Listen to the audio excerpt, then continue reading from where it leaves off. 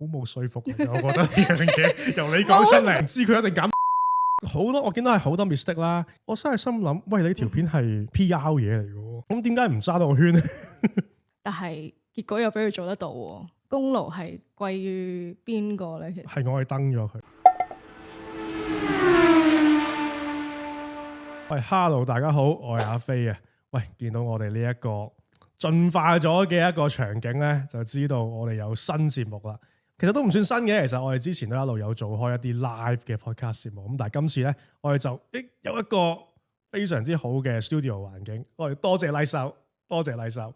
咁咧，我哋之後咧就會喺呢個 channel 呢一個節目當中咧，就同唔同嘅嘉賓啊，咁就會一齊講下關於 F1、關於賽車嘅唔同嘅趣事啊，同大家有分享多啲咁樣嘅。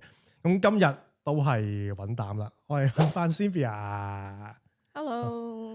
咁啊，如果大家唔認識 Cynthia 嘅話咧，就打屁股啊，應該係要認識嘅。如果係我哋台嘅忠實觀眾嘅話，咁因為咧就Cynthia 都同我做咗一個陪我講賽車嘅 live podcast 都做咗，哇！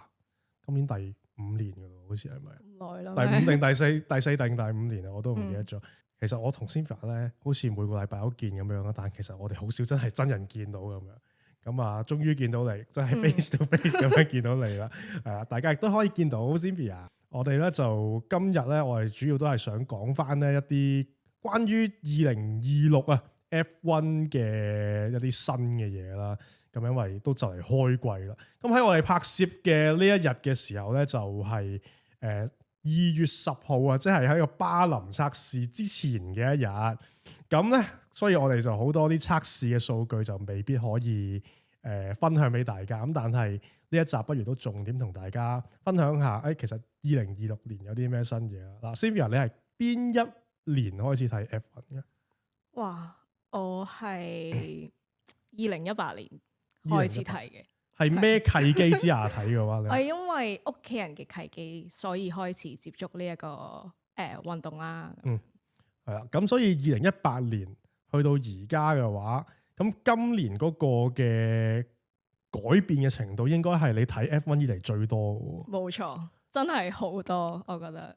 會唔會已經有少少驚睇唔明啦？已經會啊，所以我覺得今季或者今集啦，都可能會令到大家有少少對於呢個2026年嘅一啲賽季或者可能有啲轉變，可能有少少inspiration 咁樣。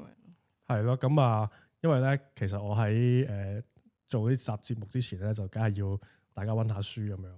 咁我咧就 send 咗成堆片、成堆文啊、資料啊俾阿 Cynthia 咁樣嘅。咁所以咧 Cynthia 咧攞住個 iPad 有大把嘢 highlight 咗出嚟咁樣啊。咁所以睇下我哋今次咧會唔會可以都解答到一啲大家有關2026 F1 嘅一啲疑難啦。咁我哋今集咧就講關於呢個 F1 2026嘅新嘢啦。咁喺講其他所有關於新車廠啊、新車隊之前咧，我哋先講下啲比較膚淺啲嘅嘢。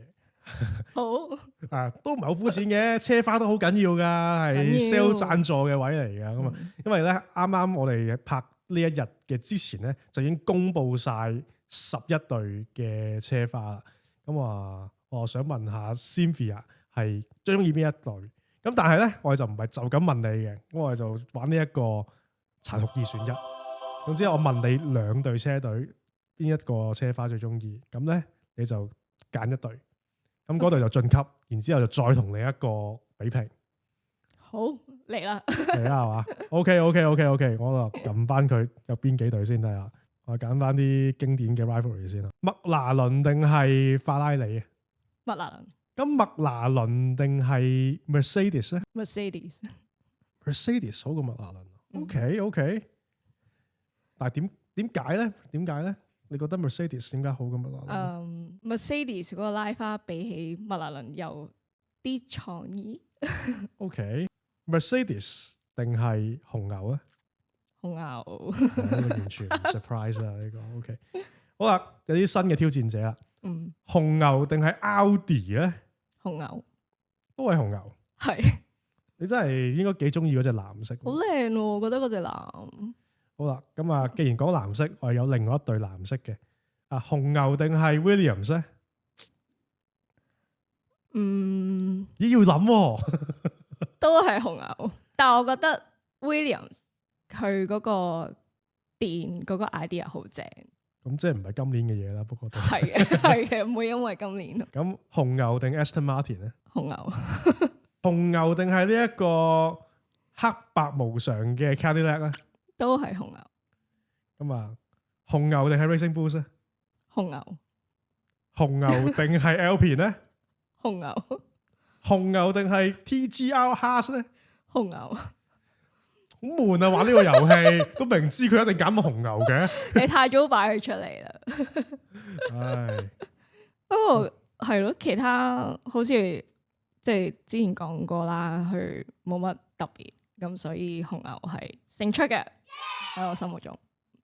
好冇說服力啊！我覺得呢樣嘢由你講出嚟，你唔覺得好靚咩？嗰隻藍係嘅，係嘅，但係呢件事好似好重私心喎，我覺得呢件事係。咁所以今次咧呢一個嘅2026 F1 賽季咧，就當然有好多唔同嘅新嘢啦。除咗有新嘅規則之外，仲有新嘅車廠加入咗。係嘅。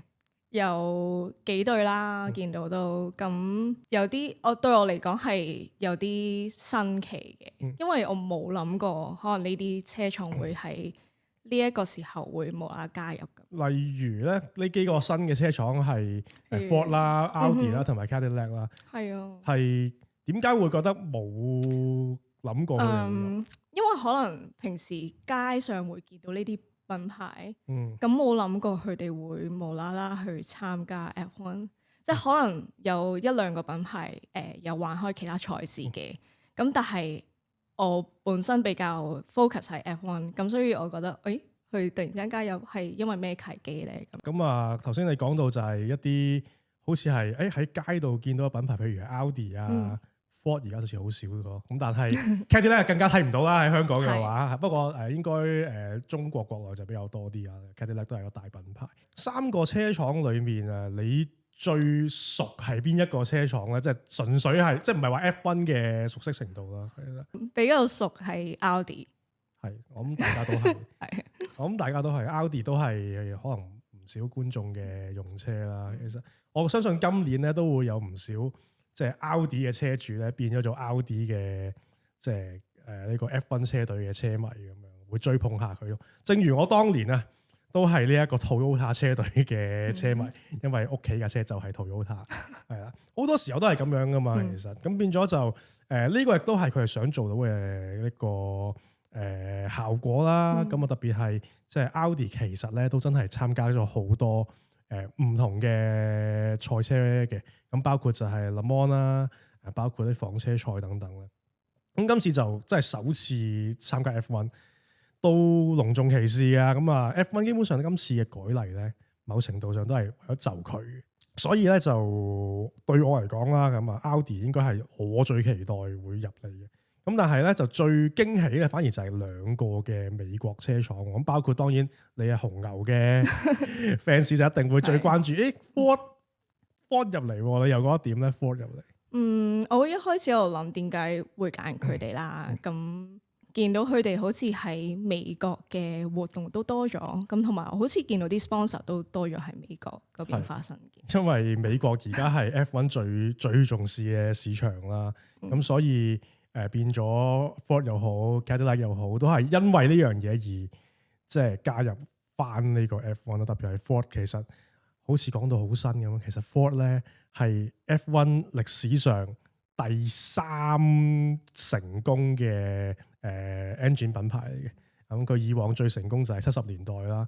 當然啦，呢個你同我都未出世啦，其實係，所以可能好多車迷都係完全新嘅，完全唔知原來 Ford 都會鬥 F1，唔係啊，佢哋都係老牌嘅又唔好話勁女嘅，其實佢哋都係 engine 貼牌啫，其實佢哋都係 Cadillac 咧就係最後真係會 confirm 入嚟啦。咁但係今年佢哋就只係一個 customer team 用法拉利嘅引擎啦。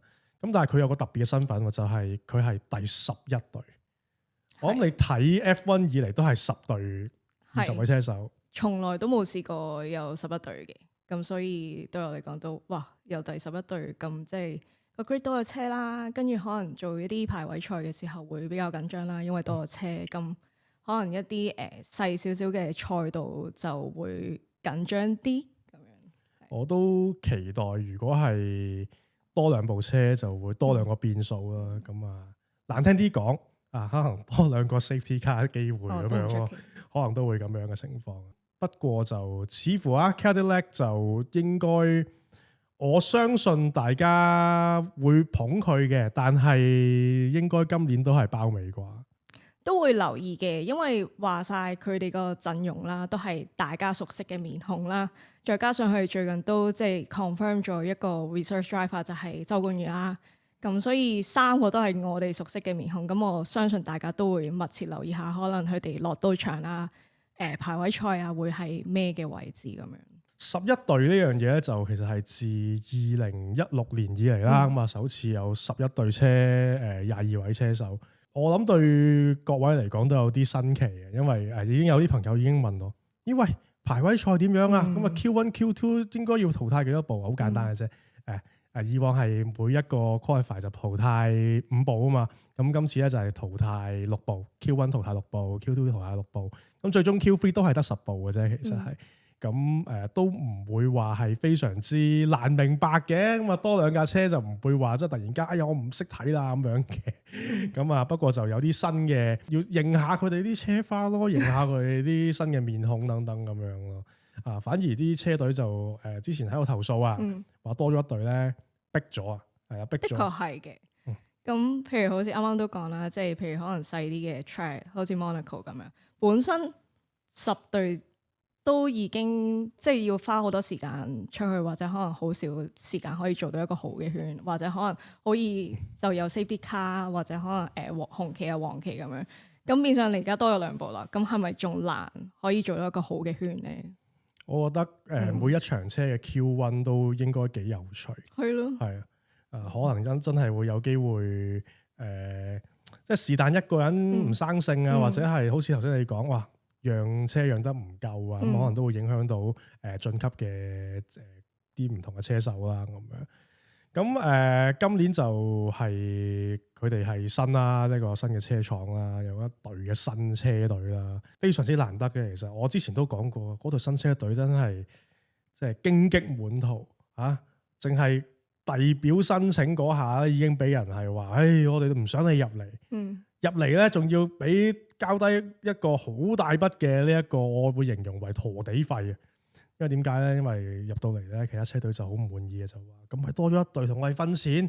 咁結果咧就一路都唔批。咁但係當佢哋真係用 Cadillac 呢個名義去入嚟，唔俾佢入嚟嘅藉口啊，就基本上就用盡晒啦。咁所以就都要俾佢入嚟咁樣。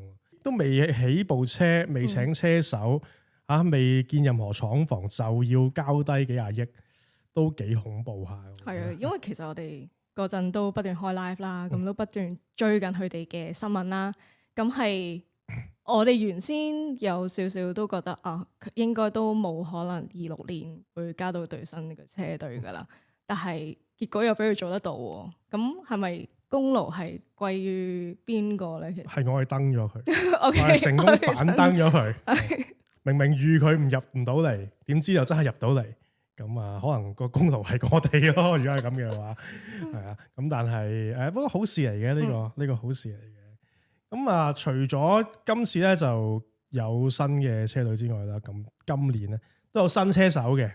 不過就比上年就少啲啦。上年我哋都有話有5-6位嘅 rookie driver。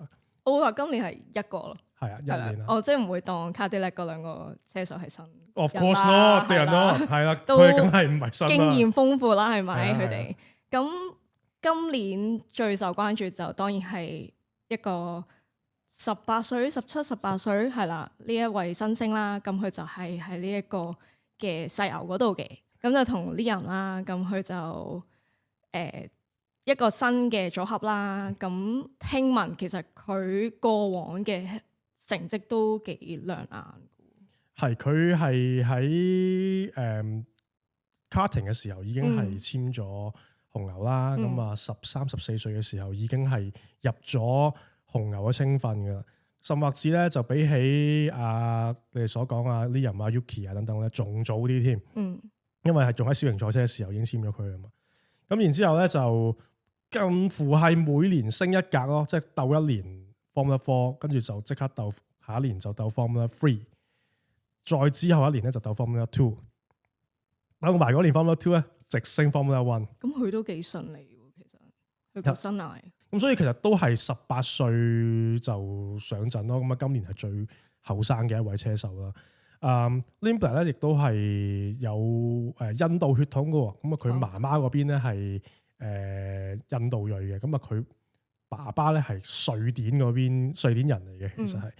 咁但係英國籍喎。係英國籍。呢個車手係。因為其實媽媽都係英國籍嘅，咁基本上就變咗就跟翻媽媽啦。咁樣佢都係喺英國大嘅，咁當然就亦都令到今年英國車手嘅陣容又多咗個啦。係啊，係咪真係 British bias 咧？我唔知啦，大家睇下點睇啦。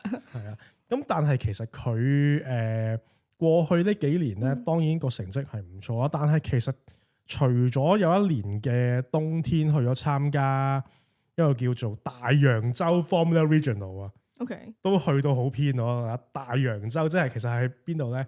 係去到紐西蘭。點解會抌佢過去？因為嗰個比賽係喺所有主流嘅歐洲賽季之前搞嘅，咁所以都有唔少車手咧特登會去呢啲嘅比賽咧。去令到佢自己喺休季嘅時候都有嘢去練啦，亦都有比賽去鬥啦。最重點係乜嘢？計 Super License Point 噶嘛，係啊。咁佢嗰一年就贏咗呢一個嘅Formula Regional 嘅冠軍之後咧，咁變咗佢上年未鬥 Formula 2之前已經儲夠呢個 Super License Point。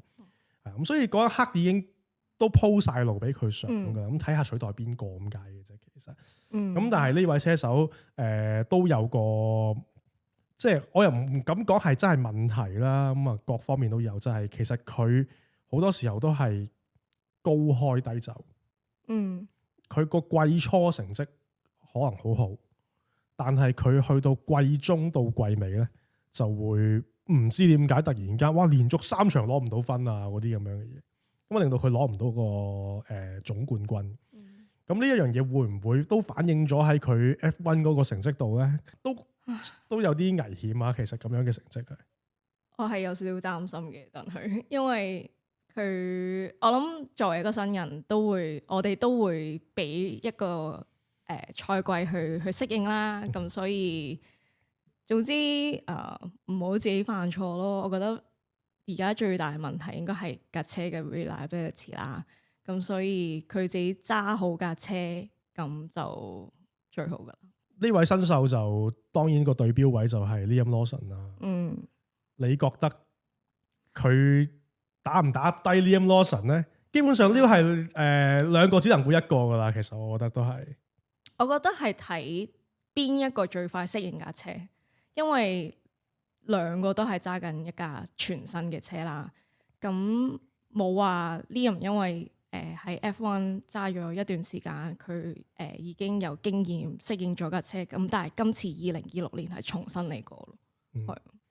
係咁啊，所以就冇咗嗰個所謂經驗嗰個優勢啦。咁但係都係嗰句，今年部賽車咧好 tricky 嘅，會唔會都令到新手都難適應咧？咁啊就要真係尚待觀察下。咁啊，我哋講到今年嘅新嘢啦，我哋有新車手、新車隊啦，其實都有新賽道。咁我哋今年咧就冇咗 Imola， 咁啊有一條新嘅喺馬德里嘅賽道叫 Mad Ring， 幾型啊個名，我覺得有啲老土嘅，係咪？我覺得 OK， E 機嘅都係嘅，都係嘅，打個 hashtag 都多啲人打嘅，其實係但係同大家講聲先啦，喺呢一刻為止咧，根據所有嘅航拍嘅鏡頭啊，睇嗰啲地盤咧。仍然都係爛地一片嚟嘅嗰度，因為我有嘗試去揾嗰個 track 嘅 layout，或者睇下人有冇人做一個 hot lap 啦。因為我知佢哋前排係有請 driver 去揸嗰條爛地嘅，係啦。咁我都對於呢條 track 好好奇，係一條咩嘅 track 咧？咁樣咁佢就係一條喺馬德里近市郊一個叫做 Infema 定係 Ifema 啦，我唔係好記得點樣去 pronounce 佢啦。咁就係一個你類似我哋呢一個亞洲 Expo 咁樣嘅位置啦，咁樣好近機場咯，係好近機場咁樣啦。你當好似呢一個喺Asia Expo 嗰邊嗰度封嗰條路，然之後就再開發一段爛地，就起一條賽車場咁樣啦。個賽道咧就我而家不停咧就睇唔少啲人咧就用咗啲 mock up 啊，即係喺做啲 mod 啦，叫做係幾得意嘅。但同一時間就會諗，好似都幾難爬頭喎。啲彎都彎接彎，有街道賽、半街道賽啦，我都唔係好知點講嘅。其實佢好唔 conventional 咯，成件事就係咁啊。最 signature 就係有一個鑊形彎啦，咁但係嗰一度又夠唔夠長咧？我覺得唔夠，因為佢個鑊形有少少似荷蘭站嗰個尾彎，係啦，咁尾彎啦。咁再加上佢都算，我覺得都算多直路嘅，或者彎接彎嘅一啲彎咁樣啦。咁變相嗱，我唔知今年架車嗱，咁再加上係咪好似以前咁樣可以咁輕易就開到 DRS 去過人呢？咁樣，咁所以都要睇今年架車，再加上啲人點樣可以揾到個機會去爬頭。呢條賽道我見到嘅就係，其實我好擔心咯，擔心佢真係完成唔切咯。佢係喺9月，雖然都好似仲有大半年時間，但係大半年前我連啲 tarmac 都未見到，我又覺得有啲擔心。即係未呢單條賽道嗰個基本最底層嗰啖tarmac 咧，我係覺得有啲驚佢會完成唔到嘅。咁完成唔到會點咧？會唔會有另一個賽場會取代翻佢咧？會唔會 Imola 就會 stand by 咧？咁就呢一刻都唔知。咁啊，所以到呢一個 moment 嚟講咧，呢一個新賽場咧，我哋都只能夠用 simulator 咧去 picture 究竟係一個點嘅賽道。我話俾你聽，有一樣嘢好得意嘅，佢咧咪佢會公佈條賽道點樣噶嘛？咁佢 official 咧，佢就整咗一段用 simulator 跑一轉嘅賽道。一個影片啦，跑呢段賽道嘅影片啦，咁跟住咧，佢出嚟嗰條片咧係炒車喎，係咁搞笑，即係可能連個 sim driver 都揸唔到呢一條 track。我真係心諗，喂，你條片係 PR 嘢嚟嘅喎，咁點解唔揸到個圈咧？點解唔揸到個圈咧？你就好多，我見到係好多 mistake 啦，又撞咗牆啦。咁你係想 present 啲咩俾人睇咧？其實係好難揸呢條 track，我覺得好奇怪啊！點解唔講真揸多個圈？你話要錄多次，可能都係花多5分鐘、10分鐘嘅事。你做一個比較完美啲嘅圈，俾人哋 present 出嚟都好睇啲啊！咁樣，哇！你做個撞牆嘅圈，咁啊，會唔會呢一個項目都撞牆咧？I am stupid. I am stupid. 就大家就拭目以待啊！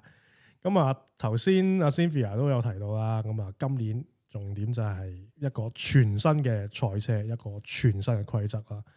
咁呢一個規則咧，我哋都出咗好多片講噶啦。其實大家咧就千祈唔好睇我哋呢集節目去認識呢啲嘅唔同嘅轉咗啲乜嘢啊！我哋做咗好多條片咧，已經講有一個2026點樣改引擎啊，點樣改電啊，點樣冇咗 DRS 啊，但係又有 DRS 啊咁樣嗰啲嘅。咁我哋今次咧就重點想講下我哋對呢一個2026新嚟嘅一啲嘅感受啦，一啲感想，或者係對佢嚟講有啲咩擔心咁樣嘅。咁啊，我就喺做今集節目之前咧，就成大個網站咧一篇，我覺得寫得個好好嘅文嚟嘅。咁啊，但係咧一讀咧都要讀半粒鐘嘅一篇文嚟嘅。咁啊，俾咗 Cynthia。咁啊，好啦，你睇完啦。咁啊，有咩感受咧？好多嘢 involve 咗喺呢一次嘅改例入邊啦。我覺得係複雜嘅，係啦。我反而好奇就係超車嗰部分咯，因為有嘗試揾類似好似 DRS 區嘅咁樣嘅物體啦，咁但係揾唔到，咁所以就對於呢一方面有少少模糊。咁啊，因為點解咁講咧？就係因為今年話取消個 DRS 啊嘛，咁但係實際上咧，佢都仲有 DRS 嗰嚿嘢嘅，就係嗰個翼都仲會喐嘅，仲要加埋前翼都喐添。咁但係就改咗名，就叫做 Active Arrow。咁但係佢係會喺咩地方可以用咧？佢哋自己 official 嚟講咧，就會話總之嗰個地方地帶係加速超過3秒嘅直路就可以用噶啦。但係我哋未見到啲 track map 啊嘛。咁究竟同我哋之前睇到嘅 DRS Zone 會有幾大分別咧？呢個係我最關心嘅一樣嘢嚟嘅，亦都好關心呢一個摩納哥站會唔會可以喺個隧道嗰度可以開到呢一個 Active Arrow 啦。如果開到幾過癮啊，唔係講笑啊。咁但係頭先阿 Cynthia 所講咧，就係佢仲有一個 mode 叫做 Overtake Mode。咁就理論上就係嚟到取代個 DRS 嘅。咁又係要咧喺個後車喺比賽期間跟到前車嘅1秒範圍之內先至可以啟用嘅。咁但係就唔再係喐啲翼啦，就係講緊嗰個電能嗰個 power 就可以喺用緊 Overtake Mode 嘅時候咧，就可以 keep 住用 full power 耐啲。但係我就會驚一樣嘢就係，咁我哋會唔會見到咧？究竟 present 俾觀眾睇嘅時候會係點樣咧？係啦。咁喺屋企睇，即係 graphics 一定會話俾你聽啊，佢開咗啦。咁但係現場就好似你咁講啦，係咪真係會睇得到佢好似 DRS 咁樣開咗嗰個尾翼咧？我相信應該都會有 graphic 嘅，但係又同一時間佢係可以成圈都係喺呢一個 overtake mode 噶嘛。佢個 detection point 係一個 point 嘅啫嘛，應該係啊。我唔知有冇呢個 point？ 係啊，應該係咁樣理解啦嚇。咁但係我都會擔心就係觀眾會突然間理解唔到究竟發生緊啲乜嘢事，因為真係今年架車係所謂50-50啦，50% 嘅ICE 50% 嘅電咧，係好大機會出現用盡夠電，而令到你喺嗰一刻淨係得翻大概500匹左右嘅馬力，比起人哋可以用盡夠電咧，係撐咗成400匹嘅馬力嘅時候咧，咁嗰個車嘅 behaviour 係會唔同噶嘛？咁究竟佢哋會唔會用啲 graphic show 俾你睇？哦，佢冇晒電啊咁樣咧？可能都有個 battery 喺側邊咁樣。咁啊，可能就有少少似 Formula E。係啊。咁都我會好期待究竟佢哋會點樣可以做到呢一個 presentation。咁當然啦，對我嚟講，其中一個擔心位就係佢哋咧會嗰個揸車咧會同我哋所認識嗰個揸車方法會好唔同。因為上個禮拜佢哋做咗個 shakedown 啦。好多訪問都問翻啲車手，喂，你第一次揸下車，你覺得有啲咩唔同啊？咁佢哋都好多人都有講一樣嘢，就係佢哋會係就算係 qualify 啊，都要做 lift and coast。因為平時我哋聽 lift and coast 咧，就係要喺比賽期間慳胎啊，或者法拉利嗰啲咁樣慳迫力啊、慳車底啊嗰啲咁樣噶嘛。咁但係而家咧就講緊話，為咗可以叉電叉得滿啲咧，原來佢可能要喺直路尾嘅時候做呢個 lift and coast， 反而咁樣仲快過一路地板油去到最盡，然之後 double 力，咁樣反而會快啲。咁啊幾反直覺喎，呢一個係咯。咁變相我玩嚟緊新嗰隻 F1 game 揸法要改變。係啊。真係會好似我哋所講就係好反直覺咯。我哋成日都會覺得快就係一定係最遲收、最早開油。咁但係原來咦唔係喎，快嘅方法唔同咗。咁對車手都會有好大影響啦。對你玩 e-sports 嘅都好大影響。係咯，都幾大影響。就係今年呢個舉例。如果真係套晒成個駕駛方式啊，佢要點樣去 manage 嚿電啊等等嗰啲入去F1 嘅 game 嗰度咧，我覺得會變咗呢一個flight simulator 有可能好多嘢要 manage 喎。係所以啲車手唔係 driver 真係 pilot 啦。咁亦都有好多車手會話係一個 high speed chess 啊，好似捉棋咁樣啊。幾時要用電，幾時要叉電咧，就要鬥智鬥力。同人哋咧可能要有啲差距咧，先至可以成功做到個防守同埋做到個進攻。咁啊，可能好有趣嘅，但同一時間我就會好擔心就一樣嘢，就好似大家都唔係去到盡咁樣。出奇我覺得，同埋佢唔係自己一個噶嘛，佢有背後有一班人幫緊佢，咁但係都要睇下佢哋嗰個 communication 個 speed 有幾快啦。即係譬如可能問你個 strategy 係點，但係你遲遲都唔覆嘅，好似某啲 team 咁樣，咁個 driver 就好難做一啲決定，或者可能佢可能即時做咗一啲錯嘅決定，可能用多咗電咁樣，都唔出奇。係啦，咁所以今次我哋呢一個嘅改例啦，咁係好多嘢都係一個 unknown 啊。咁正如阿 Lando Norris 所講啦，都可能會幾混亂，混亂就好啊！我都想睇下啲混亂嘅賽事啊。今年你又會去邊一場度睇啊？暫時咧，我去嗰場你都會去嘅，冇錯，係啦，就係日本站啦。咁我相信應該好多觀眾朋友都會嘅。咁亦都有包括我嘅團友啦，咁樣咁睇下到時又會唔會撞到大家啦。咁今年咧都有好多賽場係，我覺得都值得去嘅。咁除咗我哋嘅亞洲三寶之外啦，我覺得啲中東賽站都。除咗日本，有冇話會去邊一度啊？暫時 F1 嚟講都未有其他計劃住。咁但係除咗 F1 之外，我哋仲有搞呢個 WEC 團啊。係啊，大家可以繼續嚟，快啲報名，快啲報名，係啊，先到先得，得10個位嘅啫。記住報名啊！係9月最尾個禮拜喺日本嘅富士賽車場。